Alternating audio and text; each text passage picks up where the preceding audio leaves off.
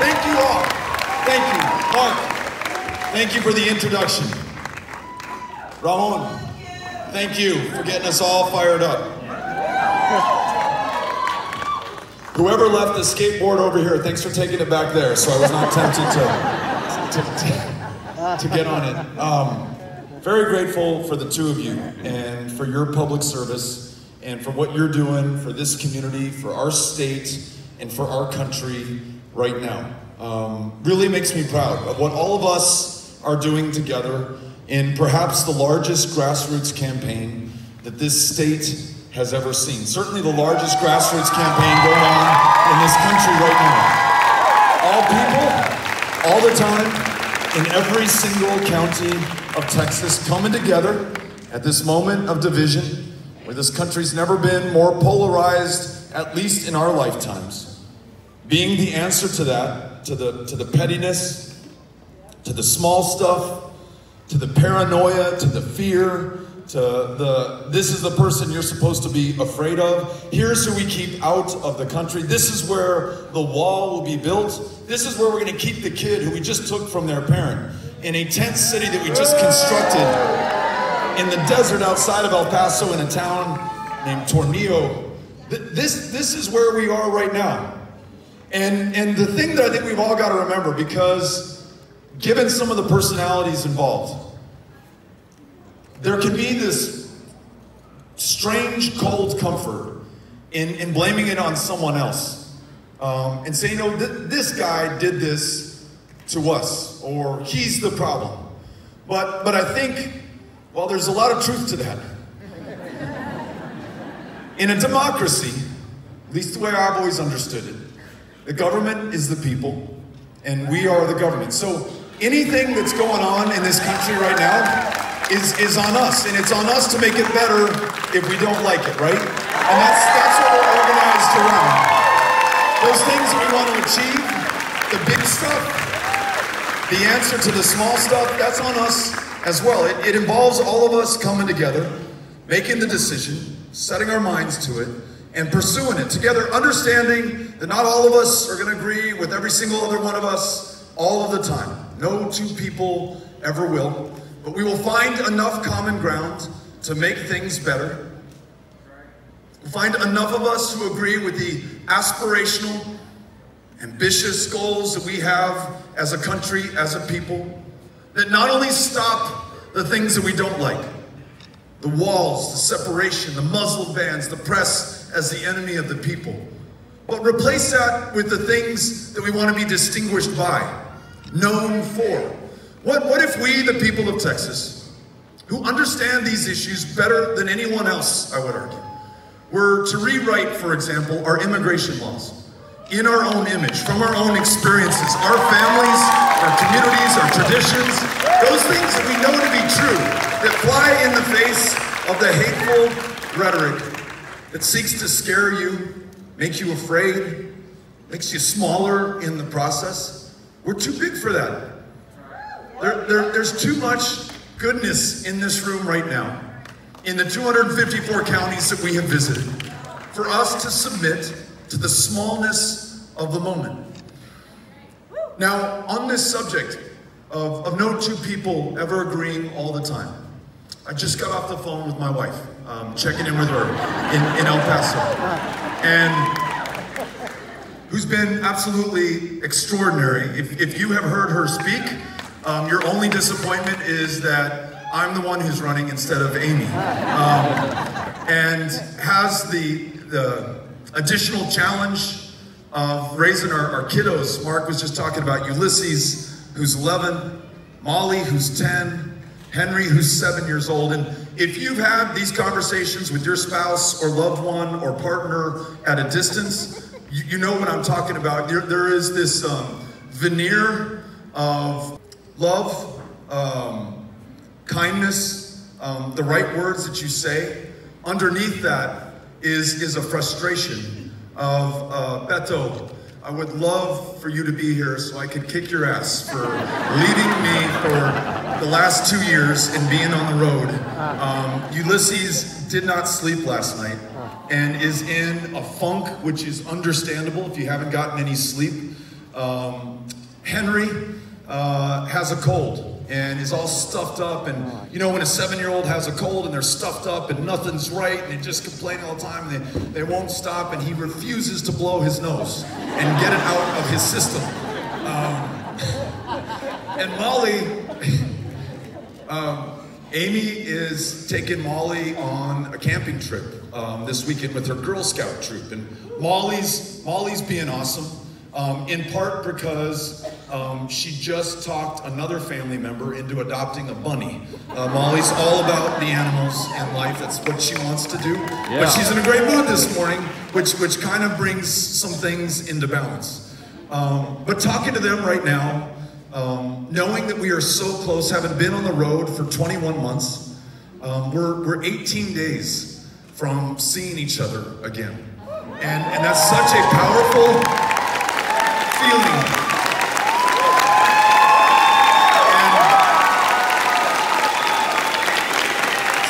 Ulysses last night as he was having a hard time getting to bed, and you know, he doesn't totally understand what we're doing, why we're doing it, why we made this decision to be apart for the better part of 2 years.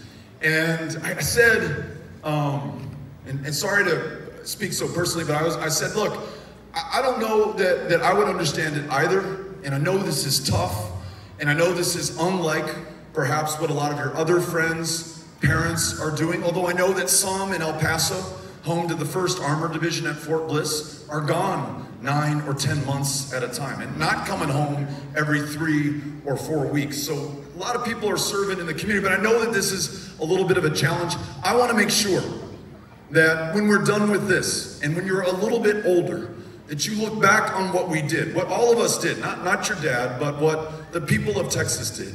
And you're proud of us, that you knew that we faced these extraordinary challenges, that you knew that this was a defining moment of truth and a test for us as a country. You knew that 242 years in to this experiment, that is the exception in world history, not the rule, that's the envy of so much of the rest of the planet, that we can still get this right. And no matter the challenge, no matter the odds, we knew that at this moment, it was up to every single one of us to stand up and to be counted. And so for your mom and me, I'm telling Ulysses, that meant getting on the road, traveling to every single county, showing up for everyone. And you cannot be too red, you cannot be too blue, you cannot be too much of a non-voter. You cannot be anyone other than one of the 28 million people in this state that we want to be with, that we want to represent, that we want to serve, that we want to fight for in the United States Senate. And so I've shown up over the last 21 months for you here in Fort Worth countless times. Though people have said this is a red county, Tarrant County. No.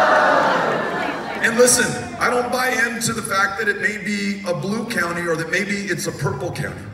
All I know is that there are people here who have absolutely inspired me.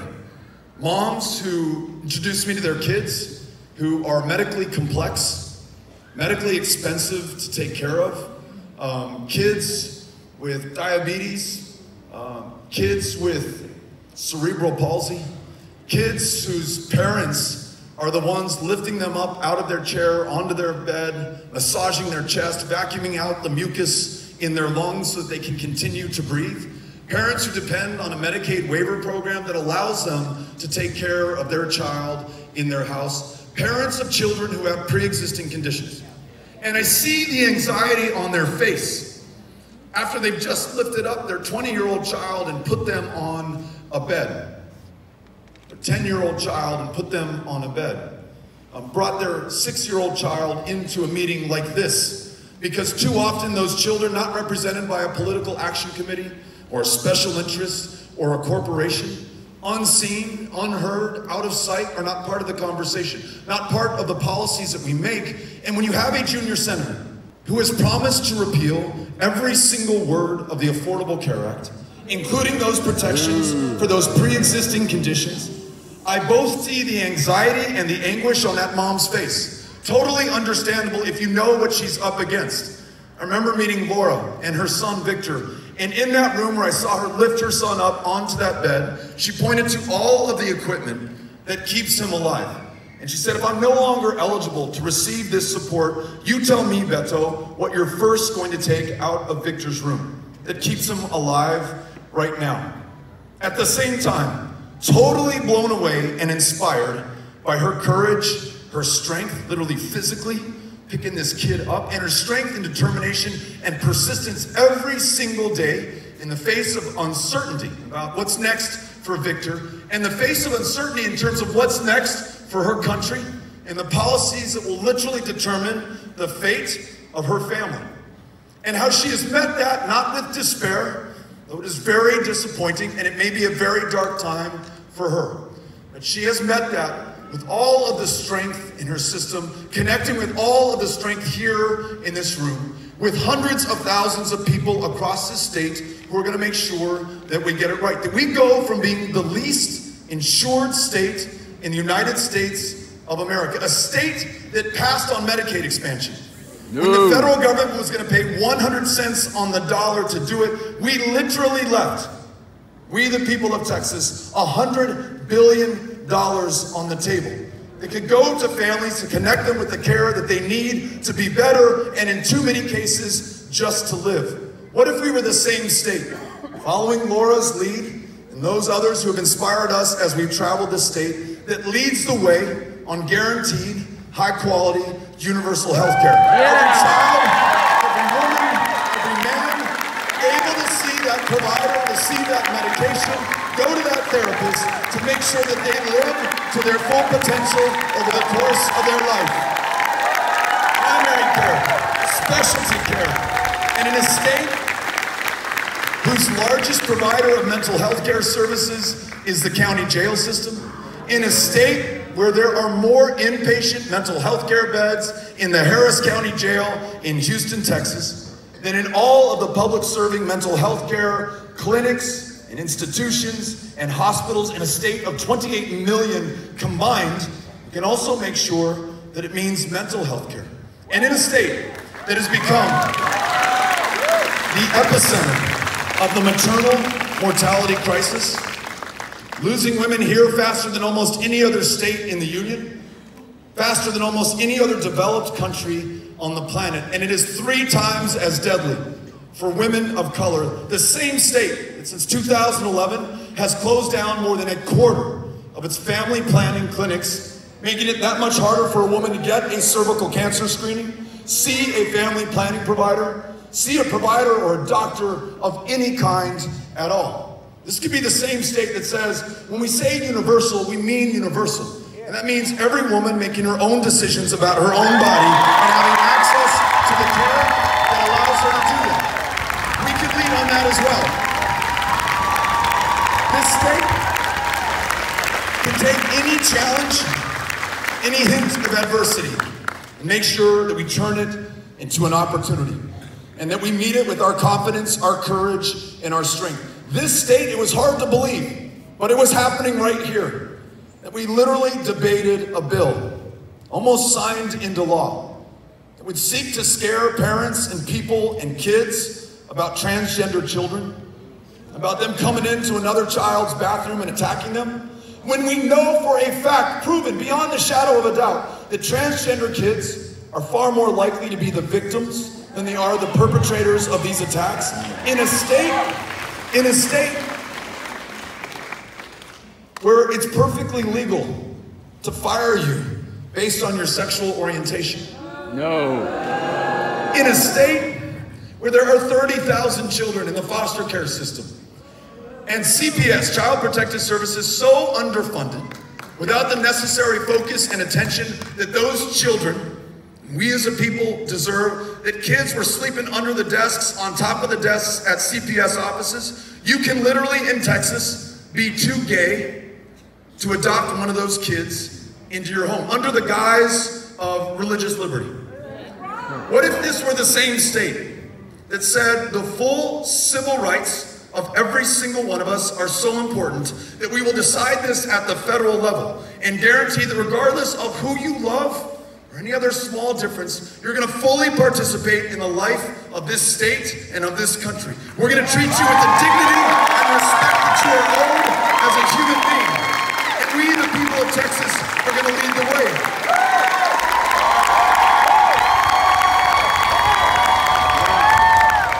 In a state where these heroic public educators, school teachers in the classroom, vice principals, principals, therapists, librarians, counselors, school bus drivers, those who serve the food in the cafeteria, those who make sure that the people of the future have what they need to make sure that this future is a brighter one, a better one, a more positive one. Nearly half of them in the state of Texas are working a second or a third job just to make ends meet. See some hands going up. That is so messed up. We were in Dallas 2 weeks ago, having lunch. Our waiter came up to us and she said, look, I just want to thank you because you've been talking about public education, laying out what you want to do for school teachers. I taught for a number of years in high school, but I just couldn't afford to do it anymore. I have 2 kids of my own. I'm trying to raise them. I can't do it on a teacher's salary. Evidently, she makes more money serving food, waiting on tables, than she does serving in a public school classroom. And her friend came up to me and reinforced that. She's still teaching. She teaches first grade. And she said, but I work 7 days a week. Work all day in that public school, and then I work both weekend days just to make ends meet. And these are the same teachers, and you all know this, especially the teachers, but those who have benefited from their generosity and kindness. Teachers in Texas, out of their own pockets, pull hundreds, sometimes thousands of dollars, uncompensated, not just for classroom decorations, as important as those are as we approach Halloween. But so many stories that you have told me about that child who's on free and reduced breakfast and lunch, but who may not have a warm meal to go home to, and those teachers who make sure that they provide it. That kid who's shown up in the same t-shirt, maybe the same shorts, maybe the same pair of chones underneath. Monday, Tuesday, Wednesday, and by Thursday, that teacher, out of her own pocket, out of his own pocket, has bought that child a new set of clothes, or at least a new set of underwear, so that that kid can have the dignity that she deserves in that classroom. That kid who may come from a mixed immigration status family, may not know if his dad or his mom's gonna get picked up tonight, be sent back to a country that that child has never visited, whose language they do not speak. That child who may be sleeping in their 5th or 6th or 7th home in the first 8 weeks of school and doesn't know where they're going to lay their head tonight. That teacher in that classroom, when that kid walks in the door, regardless of whatever challenges he or she had at the start of their day or in their lives away from school, makes something absolutely extraordinarily magic happen in that classroom, connects with that kid, smiles at him, welcomes him in, says, you are in the right place and I believe in you. You're gonna be a great person. And look, I know they're not paying me enough to do this full time and focus on you. I know that they've asked me to teach to a high stakes, high pressure, standardized test that in no way effectively measures my performance in the classroom or your potential as a child.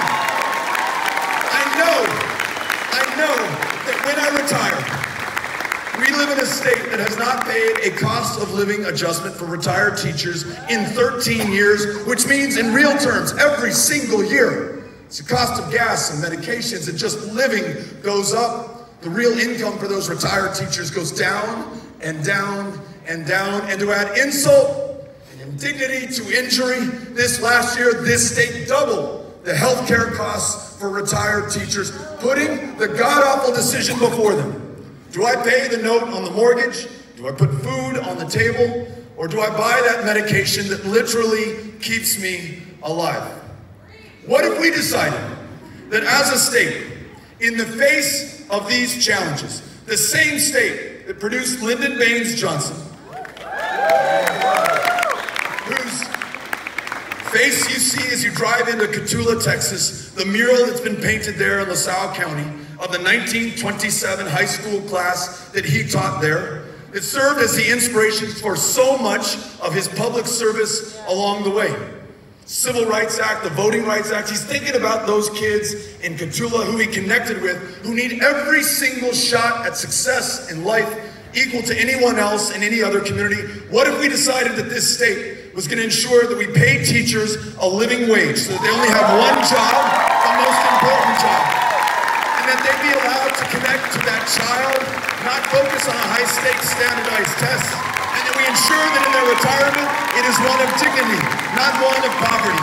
Because if we don't, not only will we not be meeting our obligation to those who served us in some of the most important jobs, but our ability to attract the next generation of teachers will be diminished. George Washington said something to the effect, this is a big paraphrase here, but our ability to attract those public servants, and he was talking about attracting soldiers into the Continental, into the United States Army. But I think of public servants, like teachers.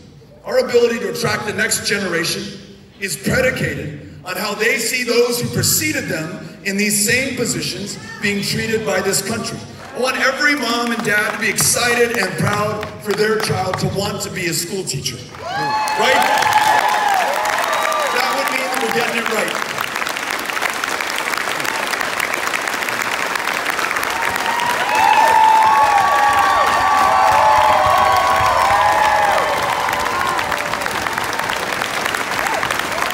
What if knowing that this state has contributed so much to the largest prison population on the face of the planet per capita, one disproportionately comprised of people of color, a third doing time for nonviolent drug crimes, and though we know that Americans of all races and backgrounds and ethnicities use illegal drugs, deal illegal drugs at the same rate, only some, more than others, will be arrested, will do time, will have to, after they are released, check a box on an employment application form that says that they have a conviction, almost ensuring that they're not going to get that job.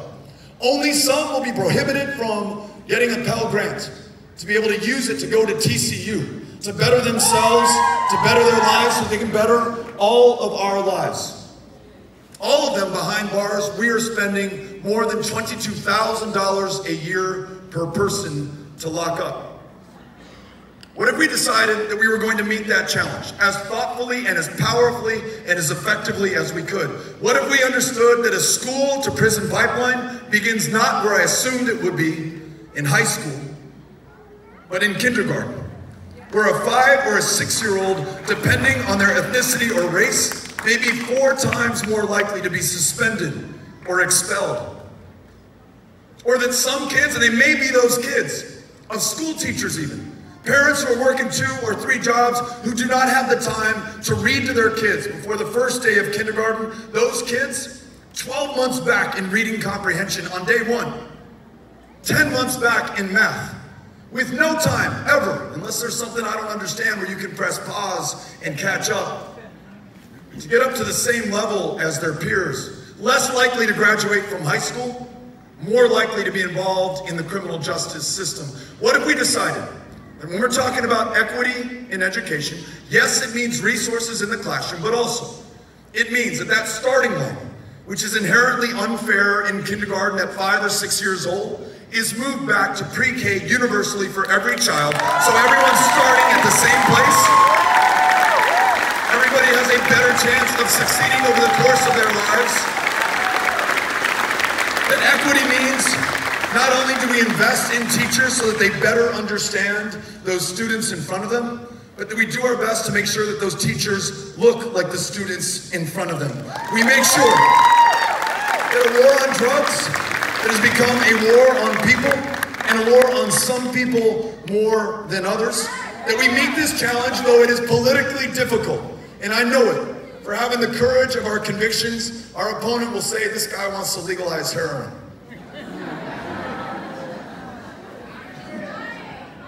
We can allow that fear of how this will look or how this will poll or how we will be attacked to stop us. Or we can meet this challenge and say that these difficult conversations, if we don't have them, things do not get better.